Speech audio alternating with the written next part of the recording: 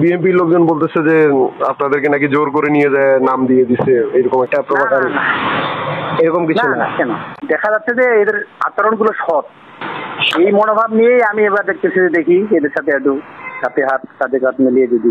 আপনাকে তো গতকালকে ওই যে জামাত ইসলামীর অমুসলিম শাখার সভাপতি হিসেবে ঘোষণা করছে নাম। আপনারা কি ওনাদের অমুসলিম শাখায় যোগ দিয়েছেন? হ্যাঁ, অবশ্যই দিয়েছি।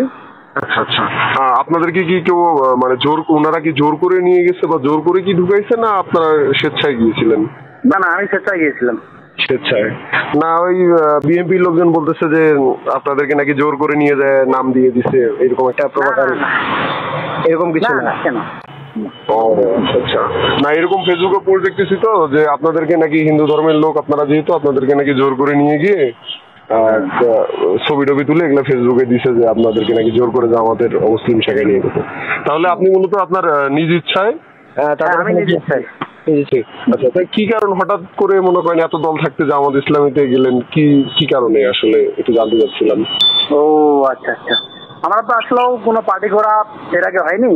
এই আমরা তো জাতীয় পার্টি দেখলাম কি করে গেল, বিএনপি কি করে গেল, আওয়ামী লীগ কি করে গেল দেখলাম। এখন এবার একটু জামাতিকে দেখতে পাচ্ছি সেটা কি করতেছে। আচ্ছা আচ্ছা, এই ভাবনা থেকে আসলে তাদের সাথে যুক্ত হওয়া। তাদের কি কার্যক্রম কি আপনার কাছে ভালো লেগেছিল? হ্যাঁ, মানে দেখা যাচ্ছে যে এদের আচরণ গুলো সৎ, এই মনোভাব নিয়েই আমি এবার দেখতেছি, দেখি এদের সাথে একটু হাতে হাত কাঁধে কাঁধ মিলিয়ে যদি কাজ করে দেখতে যাচ্ছে।